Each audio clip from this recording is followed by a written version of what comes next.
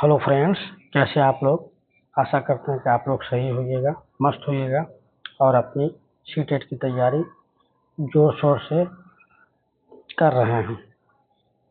तो आपका स्वागत है आपके अपने YouTube channel CTET genius academy पे। तो हम फिर ईवीएस की 30 महत्वपूर्ण प्रश्न को लेकर के आए हैं। ईवीएस के 30 महत्वपूर्ण प्रश्न लेकर के आए हैं जो सीटेट में पूछे गए हैं और पूछे जाएंगे। तो वीडियो शुरू करने से पहले आप लोगों से एक गुजारिश है कि हमारे YouTube channel CTET genius academy को सब्सक्राइब करें और हमारे सारे वीडियो जो भी है उसको लाइक शेयर कमेंट करना ना भूलें। और आपने कितना सही किया है उसको कमेंट में लिखिएगा कि आपने कितना सही किया है। तो चलते हैं, वीडियो की शुरुआत करते हैं। और पहला क्वेश्चन है, ये ईवीएस एनवायरमेंटल स्टडीज का 30 क्वेश्चन का सीरीज है जो कि अत्यधिक महत्वपूर्ण है। तो आप लोग शेयर करना ना भूलें दोस्तों, और हमें ज़रूर सपोर्ट करें, सहयोग करें। आपका सहयोग ही हमारे लिए ऊर्जा का काम करती है। तो बढ़ते हैं। पहला क्वेश्चन है कि बैलेंस डाइट में क्या शामिल होती है। यानी कि बैलेंस जो डाइट होती है उसमें क्या शामिल होता है। ऑप्शन ए कहता है केवल कार्बोहाइड्रेट, ऑप्शन बी कहता है केवल प्रोटीन, ऑप्शन सी कहता है सभी पोषक तत्व, ऑप्शन डी कहता है केवल विटामिन। तो बैलेंस डाइट में शामिल होता है सभी पोषक तत्व, यानी कि जो भी हमारे शरीर को जरूरत होती है सभी न्यूट्रिएंट्स मिलना चाहिए, चाहे वो कार्बोहाइड्रेट हो, चाहे वो प्रोटीन हो, चाहे वो फैट्स हो, चाहे वो विटामिन हो, चाहे वो मिनरल्स हो, चाहे वो वाटर हो। तो ये सारे जो है पोषक तत्व जो है हमारे बॉडी को सीमित मात्रा, जितनी मात्रा हो वो मिलनी चाहिए। तो बैलेंस डाइट में सभी पोषक तत्व शामिल होते हैं। चल बढ़ते हैं अगले प्रश्न की तरफ।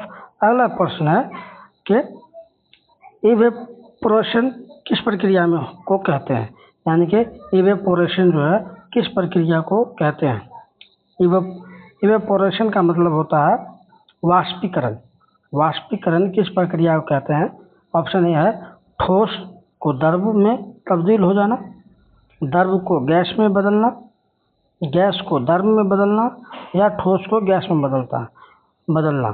तो इवेपोरेशन वह प्रक्रिया है जिसमें द्रव जो है गैस की शक्ल में, भाप की शक्ल में उड़ जाए, उसे इवेपोरेशन कहते हैं। बढ़ते हैं अगले सवाल की तरफ। अगला सवाल है पौधे में भोजन बनाने की प्रक्रिया क्या है। जो पौधे अपना भोजन बनाते हैं उसमें क्या प्रोसेस है, किस प्रोसेस के थ्रू भोजन बनाते हैं।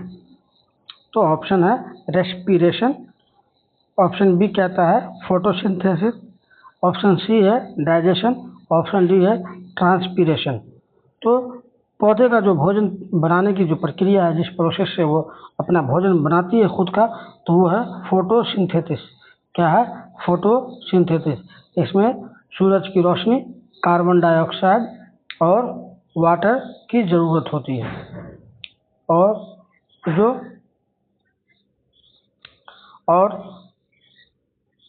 पौधे जो भोजन बनाती है तो वो उसका जो फूड फैक्ट्री है उसे पत्ते को, यानी कि लीव्स को, जो पौधे के लीव्स होते हैं वो उनके लिए फूड फैक्ट्री का काम करती है। वो पत्ते में ही फोटोसिंथेसिस की क्रियाएं होती है और वहाँ भोजन तैयार होने के बाद पत्ते जो है पौधे के हर पार्ट तक भोजन पहुंचाती है और नीचे से वाटर और मिनरल्स लेती है। दो नली होती हैं पौधे में, एक होता है जाइलम और एक होता है फ्लोएम। फ्लोएम का काम है जब भोजन बनता है, फोटोसिंथेसिस की क्रिया होती है, तो भोजन को पौधे के हर भागों तक पहुंचाना, ये काम होता है फ्लोएम का। और जाइलम का काम होता है कि जड़ से, मिट्टी से पानी और खनिज पदार्थ को लेकर के पौधे के हर पार्ट तक पहुंचाना, ये जाइलम का काम होता है। फिर बढ़ते हैं अगले प्रश्न की तरफ। अगला प्रश्न कहता है कि पानी का सबसे बड़ा स्रोत क्या है? जो सोर्स ऑफ वाटर है सबसे बड़ा, वो कौन सा है? ऑप्शन है नदियाँ, ऑप्शन बी है झील, ऑप्शन सी है समुद्र, ऑप्शन डी है तालाब। तो हमारा आंसर होगा ऑप्शन सी, समुद्र। यानी कि पृथ्वी पे जो पानी का सबसे बड़ा स्रोत है वो है हमारा समुद्र। बढ़ते हैं अगले सवाल की तरफ। अगला सवाल कहता है शेल्टर का अर्थ क्या है?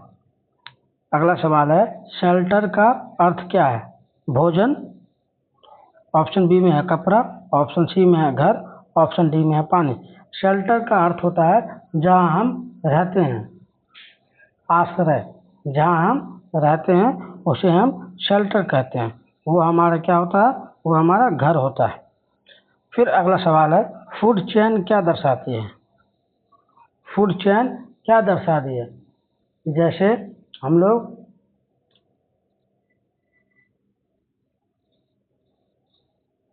क्या है, हम लोग निर्भर रहते हैं दूसरे पे, पेड़ पौधे है ना, पे हम लोग निर्भर रहते हैं।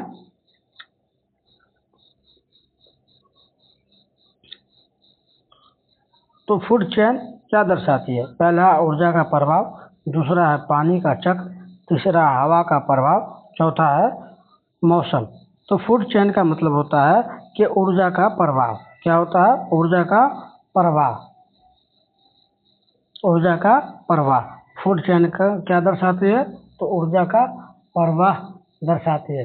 जैसे कीड़े मकोड़े को क्या कौन खाता है? मेढक। मेढक को कौन खाता है? तो सर्प, है ना। ऐसे ही फूड चेन निर्मित होता है। जैसे पेड़ पौधे को कौन खाता है? जानवर, है ना। फिर जानवर को कौन खाता है?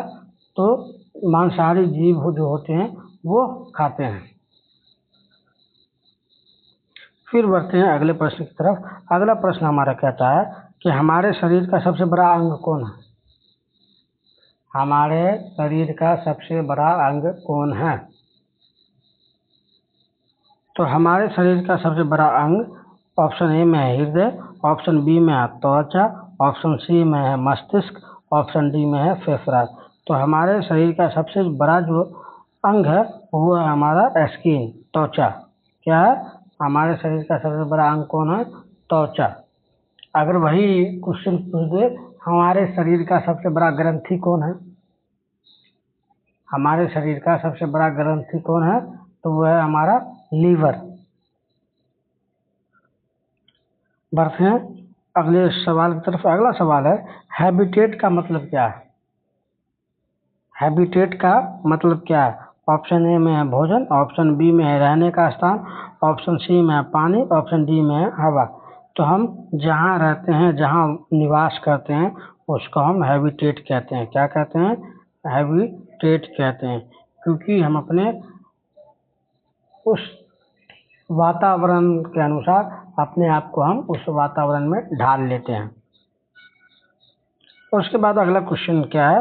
अगला क्वेश्चन कहता है जल संरक्षण का सही तरीका कौन सा है? यानी कि जल को जो कंजर्व करेंगे तो उसका सही तरीका क्या है? पानी बहाना, ऑप्शन बी में नल खुला रखना, ऑप्शन सी में है वर्षा जल संचयन, ऑप्शन डी में है पानी का बर्बादी करना।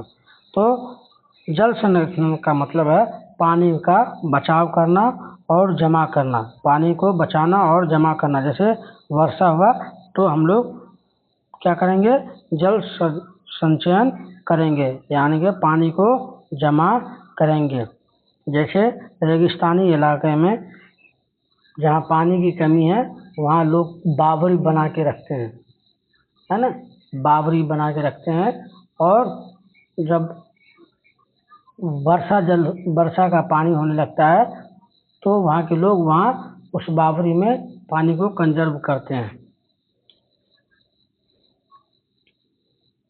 बढ़ते हैं अगले सवाल की तरफ। अगला सवाल हमारा रीन्यूएबल एनर्जी क्या है, रीन्यूएबल रिसोर्सेज क्या है। जो रीन्यूएबल रिसोर्सेज हैं जो कभी ख़त्म नहीं होने वाली है वो क्या है, वो क्या है। पहला है कोयला, दूसरा है पेट्रोल, तीसरा है सूर्य की ऊर्जा, चौथा है गैस। जो एनर्जी, जो रिसोर्सेज, जो स्रोत जो कभी खत्म नहीं होने वाला है वो हमारा है सूरज की ऊर्जा। सूरज की ऊर्जा, हर चीज़ खत्म हो सकती है लेकिन ये सूरज की ऊर्जा जो है खत्म नहीं हो सकती। ये हमारा रीन्यूएबल रिसोर्स है। उसके बाद आते हैं अब ईवीएस के जो पेडागोजी क्वेश्चन पूछे जाते हैं उस की तरफ बढ़ते हैं। तो इसमें है कि ईवीएस पढ़ाने का मुख्य उद्देश्य क्या होना चाहिए। जब हम ईवीएस पढ़ाते हैं तो उसका मेन फोकस क्या होना चाहिए, मेन मोटिव क्या होना चाहिए। तो हमारा मुख्य उद्देश्य होना चाहिए, पहला है रटना, दूसरा है समझ विकसित करना, तीसरा है केवल परीक्षा, चौथा है नोट्स बनाना। तो ईवीएस पढ़ाने का जो मेन मोटिव होना चाहिए वो होता है बच्चों में समझ विकसित करना। क्या करना, बच्चों में समझ को विकसित करना। बढ़ते हैं अगले प्रश्न की तरफ। अगला प्रश्न है ईवीएस में कौन सा अप्रोच सही है, जो पढ़ाने का तरीका है वो कौन सा सही होगा। टीचर सेंटर्ड, ऑप्शन बी है चाइल्ड सेंटर्ड, ऑप्शन सी है एग्जाम सेंटर्ड, ऑप्शन डी है बुक सेंटर्ड। तो ईवीएस में जो अप्रोच है पढ़ाने का तो वो हमारा होना चाहिए चाइल्ड सेंटर्ड। क्या होना चाहिए, चाइल्ड सेंटर्ड होना चाहिए। बच्चों के ही समक्ष कोई काम होना चाहिए, है। बढ़ते हैं अगले सवाल की तरफ। अगला सवाल हमारा है कि ईवीएस में बेस्ट मेथड क्या है, ईवीएस में पढ़ाने का बेस्ट मेथड क्या है। ऑप्शन है लेक्चर, ऑप्शन बी है डिस्कशन, ऑप्शन सी है एक्टिविटी बेस्ड, ऑप्शन डी है डिक्टेशन। तो ईवीएस क्लास ईवीएस जो पढ़ाने का सबसे बेस्ट टीचिंग तरीका है वो है हमारा एक्टिविटी बेस्ड लर्निंग, है ना। बच्चे को हमेशा एक्टिविटी बेस्ड लर्निंग ही करवाना चाहिए, है ना। बढ़ते हैं अगले सवाल की तरफ। अगला सवाल कहता है लर्निंग बाय डूइंग किससे जुड़ा हुआ है। जो लर्निंग बाय डूइंग है खुद करके सीखना, क्या है, खुद करके सीखना। वो क्या है, ऑप्शन ए है रटना, ऑप्शन बी है अनुभव करना, ऑप्शन सी है लिखना, ऑप्शन डी है सुनना। तो लर्निंग बाय डूइंग का मतलब होगा खुद एक्सपीरियंस करना, है ना। क्या करना, खुद अनुभव के आधार पर काम करना। लर्निंग बाय डूइंग का मतलब यही होता है कि अनुभव के आधार पर काम करना। तो फ्रेंड्स, आप लोग बीच बीच में हमारे यूट्यूब चैनल को शेयर करते रहें, लाइक करते रहें और अपना कमेंट में बताइएगा कि कितना 30 क्वेश्चन में से कितना आपका सही होता है ना। तो बढ़ते हैं अगले सवाल की तरफ। अगला सवाल कहता है कि ईवीएस फील्ड विजिट का उद्देश्य क्या है। ईवीएस में फील्ड जो विजिट है या फील्ड ट्रिप का क्या उद्देश्य रहता है, क्या पर्पस रहता है। तो ऑप्शन है समय पास करना, ऑप्शन बी है प्रैक्टिकल नॉलेज, ऑप्शन सी है होमवर्क, ऑप्शन डी है टेस्ट। तो जब हम फील्ड ट्रिप या फील्ड विजिट पे बच्चों को ले जाते हैं तो मेन है ए प्रैक्टिकल नॉलेज। क्या है, बच्चे खुद से उस चीज़ को देखते हैं और फिर उसका अनुभव लेते हैं, तो ये प्रैक्टिकल नॉलेज हुआ।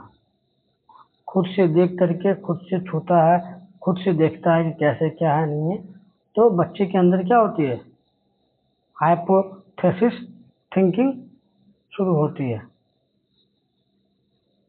अब है ना, प्रैक्टिकल नॉलेज हो जाती है। फील्ड विजिट या फील्ड ट्रिप में क्या होता है, बच्चों को विकसित होता है प्रैक्टिकल नॉलेज। बढ़ते हैं अगले सवाल की तरफ। अगला सवाल हमारा है, ईवीएस में असेसमेंट होना चाहिए। जब हम बच्चों का असेसमेंट करें, मूल्यांकन करें, आकलन करें, तो कैसा करें? ऑप्शन ए में है केवल लिखित करें, ऑप्शन बी में है केवल मौखिक, ऑप्शन सी में है कंटिन्यूस, या ऑप्शन डी में है कभी नहीं। तो हमें बच्चों का असेसमेंट जो है कंटिन्यूस करते रहना चाहिए, है ना, कि बच्चों ने क्या सीखा, बच्चे को सीखने में क्या समस्याएं आ रही है ना। तो हमें कंटिन्यूस असेसमेंट लेना चाहिए बच्चों का। बढ़ते हैं अगले, तो इसका जो होगा ऑप्शन नंबर सी कंटिन्यूस। बढ़ते हैं अगले प्रश्न की तरफ। अगला प्रश्न हमारा कहता है कि ईवीएस सिलेबस किस पर आधारित है? ईवीएस का जो पाठ्यक्रम है वो किस पे आधारित है? रोट लर्निंग पे, एनसीईआरटी पे, केवल किताब पे, या परीक्षा पे? तो हमारा आंसर होगा एनसीईआरटी पे, क्योंकि ईवीएस सिलेबस जो है पूरी तरह एनसीईआरटी बेस्ड है। बढ़ते हैं अगले सवाल की तरफ। अगला सवाल हमारा है, ईवीएस में बच्चों को क्या करना चाहिए? ईवीएस में बच्चों को क्या करना चाहिए? ऑप्शन ए याद करना, ऑप्शन बी सवाल पूछना, ऑप्शन सी चुप रहना, ऑप्शन डी लिखना। तो बच्चों को क्या करना चाहिए? सवाल पूछना चाहिए, है ना। क्या करना चाहिए? सवाल पूछना चाहिए। सवाल पूछने से क्या होता है, बच्चों का जो है वो मनोबल बढ़ता है। क्या बढ़ता है? मनोबल बढ़ता है, और बच्चे सही से सीख पाते हैं। टू वे लर्निंग हो जाता है। क्या हो जाता है? टू वे लर्निंग हो जाता है। इसलिए टीचर को चाहिए कि बच्चों को कहें सवाल पूछने के लिए, है ना।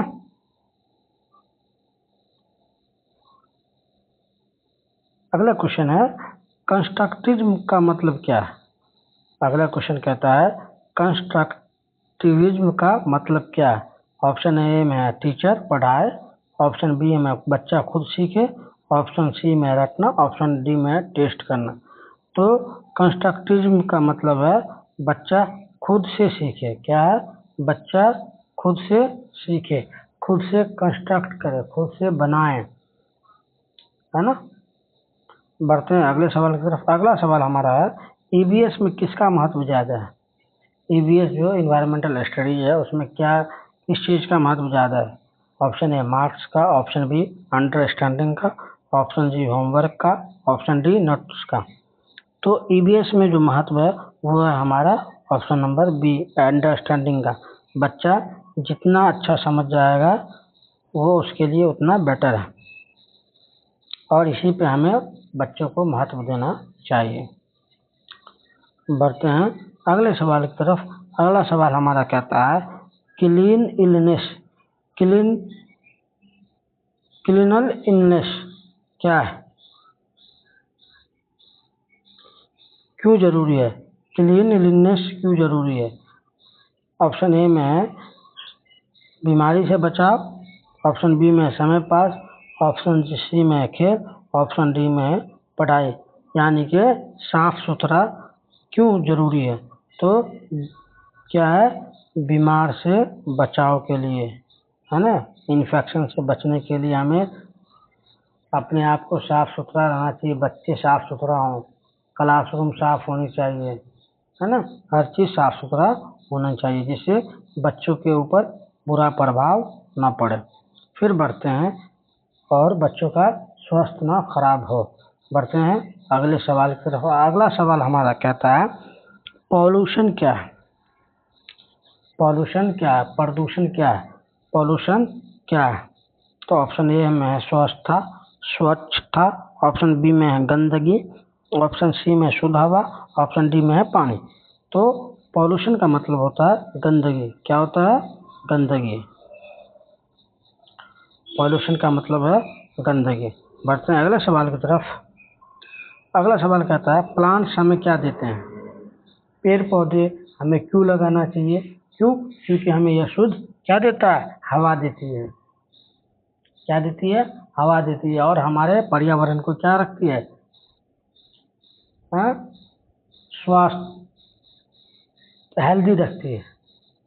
हमारे पर्यावरण को साफ स्वस्थ रखती है ना, हेल्दी रखती है, जिससे हम लोग कम बीमार पड़ते हैं, है ना।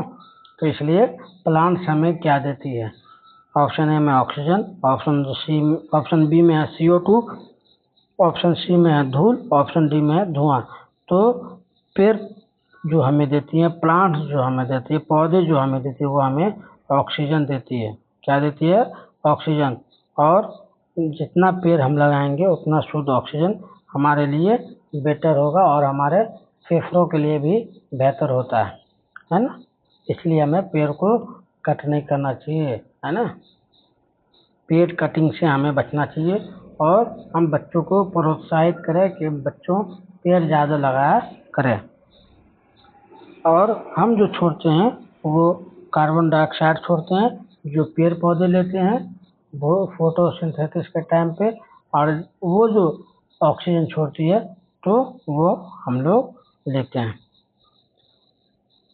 अगला सवाल है कि EVS में इंटीग्रेशन का मतलब क्या होता है? इंटीग्रेशन का मतलब क्या होता है? ऑप्शन ए में अलग अलग पढ़ना, ऑप्शन बी में है सब्जेक्ट को जोड़ना, ऑप्शन सी में है केवल EVS, ऑप्शन डी में है केवल मैथ। इंटीग्रेशन का मतलब होता है एक दूसरे का अटैचमेंट, साथ, इंटीग्रेटेड, है ना, अंत संबंधित होता है। तो हमारा क्या आंसर होगा? इंटीग्रेशन का मतलब होता है सब्जेक्ट को जोड़ना। क्यों? क्योंकि EVS में 1 से लेकर के 5 तक के जो भी किताबें हैं उसमें सोशल साइंस, है ना, EVS, ये सब क्या है? ये सब इंटीग्रेट रहते हैं, एक साथ मिले जुले रहते हैं। उसके बाद अगला सवाल है बच्चों में क्यूरियोसिटी कैसे बढ़ती है? बच्चों में क्यूरियोसिटी कैसे बढ़ती है? ऑप्शन है उत्सुकता, जो जिसे बोलते हैं, बच्चों में उत्सुकता कैसे बढ़ती है? ऑप्शन ए में है डांट से, ऑप्शन बी है सवाल पूछने से, ऑप्शन सी में है चुप रहने से, ऑप्शन डी में है रटने से। तो जब बच्चा सवाल पूछता है तो बच्चे को अंदर उत्सुकता बढ़ती है, क्यूरियोसिटी बढ़ती है ना, ऑप्शन नंबर बी। इसलिए बच्चों को सवाल पूछने देना चाहिए। उसके बाद क्वेश्चन नंबर 26 कहता है वाटर साइकिल में कौन शामिल नहीं? जो जल चक्र है, जो जल चक्र है उसमें क्या शामिल नहीं है? इवेपोरेशन, कंडेंसन कंडेंसेशन, फोटोसिंथेसिस, रैन। तो वाटर साइकिल में जो शामिल नहीं है वो हमारा है फोटोसिंथेसिस। इवेपोरेशन है, कंडेंसेशन है और रैन भी हमारा क्या वाटर साइकिल का हिस्सा है। बढ़ते हैं अगले सवाल की तरफ। तो इस सवाल का आंसर है फोटोसिंथेसिस। बढ़ते हैं अगले सवाल की तरफ। अगला सवाल हमारा कहता है टीचिंग एड का उपयोग क्यों? हम क्लास में टीचिंग एड यानी कि टीचिंग एड जो इस्तेमाल करते हैं, सामग्री जो इस्तेमाल करते हैं, वो क्यों करते हैं, है ना। ऑप्शन ए समय खराब करना, ऑप्शन बी समझ बढ़ाना, ऑप्शन सी पढ़ाई रोकना, ऑप्शन डी खेल। तो टीचिंग एड का मतलब होता है समझ को बच्चों के अंदर बढ़ाना, इसलिए हम यूज करते हैं। जैसे मॉडल चार्ट हो, मॉडल हो, ये सब हम बच्चों को दिखा करके बच्चों के अंदर अंडरस्टैंडिंग कैपेसिटी को बढ़ाते हैं, है ना। बढ़ते हैं अगले सवाल की तरफ। ईवीएस में किसका उपयोग जरूरी है? रियल लाइफ एग्जाम्पल्स के, ऑप्शन बी में केवल किताब के, ऑप्शन सी में रटना, ऑप्शन डी में नोट्स। तो हमें ईवीएस में जो सबसे उपयोगी है वो हमें बच्चों को रियल लाइफ से जोड़ करके, उसी के जीवन से जोड़ करके उसको शिक्षा देना। रियल लाइफ एग्जाम्पल्स से बच्चों के अंदर क्या होती है, उसकी अपनी कहानी मालूम पड़ती है और उसे अच्छा भी लगता है ना। बच्चों में आनंदित महसूस होता है। बढ़ते हैं अगला सवाल की तरफ। अगला सवाल कहता है इंक्लूसिव क्लासरूम क्या है? समावेशी वर्ग क्या है? कक्षा क्या है?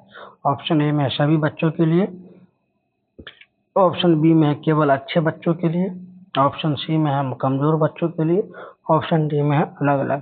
तो इंक्लूसिव एजुकेशन का मतलब होता है समावेशी शिक्षा, यानी कि हर वर्ग के बच्चे, हर प्रकार के बच्चे उस क्लास में बैठ करके शिक्षा ग्रहण कर सकते हैं, है ना।